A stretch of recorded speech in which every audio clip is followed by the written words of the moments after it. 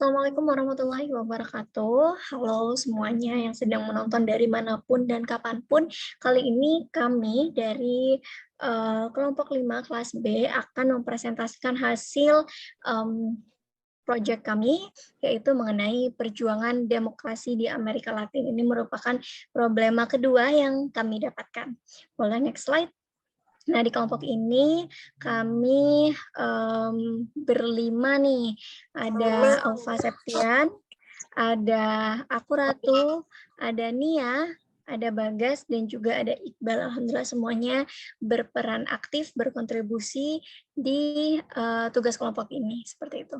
Nah, selanjutnya mengenai problema yang kita dapatkan itu sebenarnya tentang apa sih? Jadi ini garis besarnya merupakan mengenai demokrasi di Amerika Latin gitu ya. Jadi di tahun 2017 itu teman-teman cuman Kuba nih yang nggak punya pemimpin eksekutif, yang mana artinya demokrasi di Amerika Latin itu sudah cukup dominan sejak saat itu gitu. Walaupun kita perhatiin ya banyak yang menjadi lebih demokratis itu baru setelah akhir 1970-an gitu. Dan analisis-analisis yang untuk membahas konflik yang sedang berlangsung antara tiga model pemerintahan di kawasan tersebut adalah ada living museum tradisional, demokrasi liberal, dan kombinasi nyata dari otoriter daripada demokratis. Faktanya banyak nih negara Amerika Latin yang punya koeksistensi sistem lama politik museum hidup itu, demokrasi liberal dan demokrasi delegatif gitu, yang kita sebut beberapa itu semi otoriter gitu. Nah, selanjutnya itu kita akan bahas tentang istilah-istilah penting apa aja sih yang kita dapatkan gitu. Silahkan Iqbal mungkin bisa memaparkan apa aja istilah penting yang kita dapatkan. Jadi ada 5 nih istilah penting yang kita dapatkan. Ada demokrasi liberal, demokrasi delegatif, semi-otoritarianisme, paradigma, dan juga Amerika Latin, yang mana kelimanya ini menjadi highlight dari apa yang akan kita bahas nanti. Gitu. Next. Ini merupakan definisi-definisinya yang bisa teman-teman baca sendiri. Dari demokrasi liberal itu apa, demokrasi delegatif itu apa, semi-otoritarianisme itu apa, paradigma dan Amerika Latin, istilah Latin itu apa sih sebenarnya, itu bisa teman-teman silakan baca sendiri. Next. Ini kita peroleh dari sumber-sumber yang terpercaya seperti Collins Dictionary, kemudian Handbook, Merriam-Webster Dictionary, dan juga Diktat Kuliah Amerika Latin. Next, kita akan menuju ke langkah 2 mengenai identifikasi masalah. Silakan Iqbal. Iya, saya lanjut ke langkah 2 mengenai identifikasi masalah. Dari kami ada beberapa permasalahan yang kami ajukan sebagai berikut. Yang pertama, siapa itu Carlos Anderson? Dan yang kedua, kapan demokrasi mulai dominan di Amerika Latin? Yang ketiga, bagaimana demokrasi berkembang di Amerika Latin? Yang keempat, apa saja bentuk karakteristik demokrasi yang muncul di Amerika Latin? Dan yang kelima, bagaimana negara-negara Amerika Latin mempertahankan pemerintahan konstitusional. Saya kembalikan ke Mbak Ratu.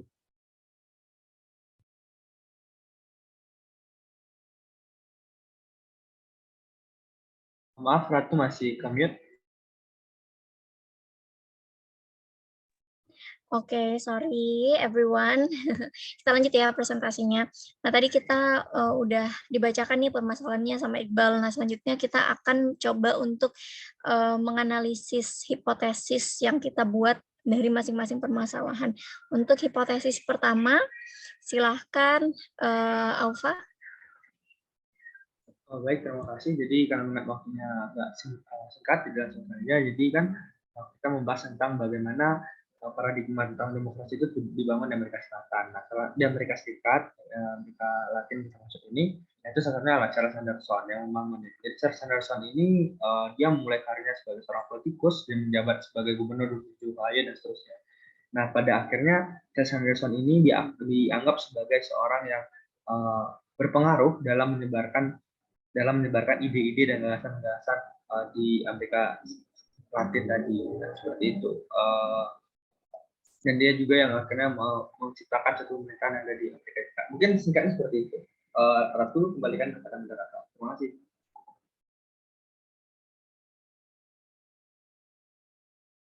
Masih di mute, Ratu? Ini error terus ya MC-nya ya, teman-teman. Nah, itu tadi hipotesis kita yang pertama. Kemudian untuk yang kedua, mengenai konteks kenegaraan, silakan Bagas, apakah bisa on mic untuk hipotesis kedua? Halo. Oke, jadi hipotesis kedua ini sebenarnya pada tahun 2000-an itu publikasi akademik telah disoroti dan dihubungkan oleh demokrasi di Amerika Latin lah. Lalu ketahanannya di tengah kondisi yang buruk dan ketidakpuasan negara yang tinggi, terlepas dari krisis ekonomi, pemberontakan rakyat, korupsi, kejahatan, ketidaknyamanan, serta layanan publik yang berkualitas rendah, serta ketidakpercayaan terhadap umum. Ini demokrasi mempengaruhi tatanan kewarganegaraan dalam sosial dan politik. Nah, di beberapa negara seperti Chili dan Meksiko dan negara lain, gerakan sosial telah mengubah sistem kepartaian. Seperti contohnya juga Bolivia. Selain itu, ekologi kelembagaan dari banyak negara ini telah menjadi salah satu yang paling beragam di dunia. Karena lembaga perwakilan hidup berdampingan dengan otonomi adat, pertemuan balai kota, proses konstituen, dan juga model pemerintahan demokratis liberal yang dimana dalam kasus mengikuti kemenangan partai dan kandidat sayap kiri yang telah meluncurkan upaya besar untuk merombak sistem politik mereka.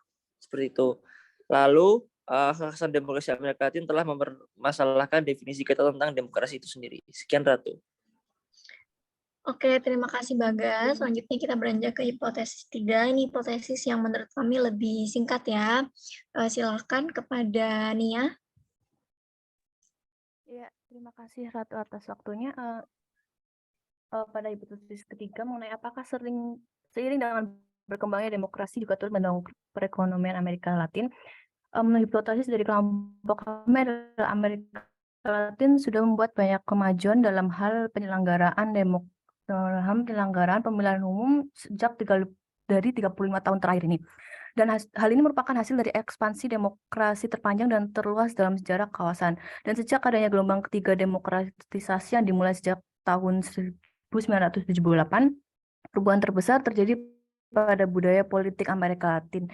Dan dengan adanya demokrasinya berkembang pesat di kawasan Amerika Latin, tanpa adanya kudeta militer dan telah terjadinya pergantian partai dan politisi yang stabil dalam kekuasaan, para ahli banyak setuju bahwa keadaan menjadi lebih baik di kawasan secara keseluruhan. Dan dengan adanya demokrasi yang lebih stabil, kebijakan pelindungan atas sosial publik yang lebih baik dan lebih banyak, dan ekonomi yang lebih kuat dan terintegrasi.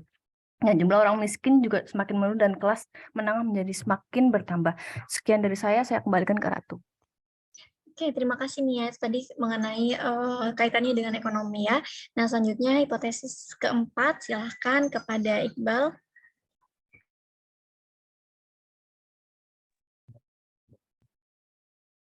Ya, untuk hipotesis yang keempat, bagaimana karakteristik demokrasi yang muncul di Amerika Latin berpengaruh dalam mengurangi ketimpangan? Meskipun masalah kemiskinan dan ketimpangan ekonomi telah menjadi fokus kebijakan sosial selama 20 tahun terakhir, Amerika Latin masih menjadi salah satu tempat yang ketidaksetaraan ekonominya terbesar di dunia. Protes berulang mengenai masalah ekonomi menjadi pengingat akan kebenaran fakta ini. Krisis kesehatan yang sedang berlangsung yang disebabkan oleh pandemi COVID-19 telah melukai orang-orang yang sudah lebih lemah daripada yang lain. Mengembalikan beberapa kemajuan yang telah dibuat pada saat yang sama, demokrasi yang tumbuh di Amerika Latin dan semakin banyak orang yang memilih. Meskipun demikian, hal tersebut justru malah menunjukkan bahwa pemilih tidak bisa mendapatkan seruan mereka untuk redistribusi yang lebih didengar, dan pemerintah malah tidak menerapkan kebijakan redistribusi secepat yang diinginkan oleh masyarakat. Ada banyak alasan yang dibalik hal ini, yaitu seperti partisipasi mereka yang tidak setara di dalam dunia politik, bias institusional terhadap redistribusi dan pembelian suara. Sampai masalah-masalah ini diperbaiki, demokrasi akan berdampak kecil pada ketidaksetaraan. Meskipun pada tahun 2000 sampai 2018, ketimbangan pendapatan di Amerika Latin perlahan-lahan mengalami tren penurunan, ketidaksetaraan di Amerika Latin masih tinggi. Dan dibandingkan dengan ekonomi yang lebih maju, pengeluaran sosialnya rendah. Terima kasih. Saya kembalikan ke Ratu. Oke, terima kasih Iqbal. Tadi masih mengenai ekonomi juga ya. Nah, ini merupakan mind map yang dari penjelasan kami tadi gitu. Jadi ini mind map yang kami buat. Nanti teman-teman bisa post dan juga coba breakdown mind map-nya sesuai dengan penjelasan kami tadi. Selanjutnya ini learning issues. Sebagai bentuk laporan kami kepada Pak BWN, kepada Pak Bambang, apa saja yang telah kami ketahui dan belum kami ketahui, dan bagaimana kami membuktikannya, dari sumber mana, dan dari mana kami mencoba mencari tahu apa yang belum kami ketahui. Selanjutnya, ini juga masih bagian dari rinciannya, yang tidak akan kami jelaskan panjang lebar. Jadi dari masing-masing topik, coba kami breakdown sumber-sumbernya, bagaimana kami mendapatkan sumber-sumber tersebut. Nah, kemudian yang terakhir merupakan kesimpulan. Silakan kepada Aufa untuk menyampaikan kesimpulan. Baik, terima kasih Ratu. Jadi mungkin akhir dari presentasi kami. Nah, di kesimpulan ini tentu kami mempelajari banyak hal, dari sistem metode proyeknya yaitu PBL, dan juga dari substansi yang kami pelajari sendiri. Dari PBL tentu kami mendapatkan informasi baru, bagaimana cara melakukan analisis secara komprehensif, dan juga riset yang dapat ditanggungjawabkan validasinya seperti itu. Nah, sedangkan dari substansinya kami akhirnya mendapatkan pengetahuan bagaimana proses perkembangan demokrasi dan perjuangan demokrasi di Amerika Latin, yang mana dari mulai zaman kolonialismenya sampai akhirnya ada dipengaruhi oleh ide-ide dari luar. Kemudian tadi juga kita lihat ada proses-proses negara-negara seperti Kuba dan lain yang tidak memiliki mereka demokrasi dan seterusnya. Nah, pada akhirnya kami mendapatkan banyak pelajaran, dan juga tentunya melalui penelitian makalah ini kami mengetahui bagaimana konteks historis, sosiologis, politis, serta siapa saja yang berperan dalam perkembangan demokrasi di Amerika Latin. Mungkin itu kesimpulan yang dapat disampaikan. Saya kembalikan moderator. Terima kasih. Oke, terima kasih banyak Aufa. Jadi teman-teman sekian presentasi dari kami. Harapannya nanti kita bisa berdiskusi lebih lanjut di kelas secara offline ya. Terima kasih dari kelompok 5. Wassalamualaikum warahmatullahi wabarakatuh. Waalaikumsalam warahmatullahi wabarakatuh. Baik, kita end dulu recordnya.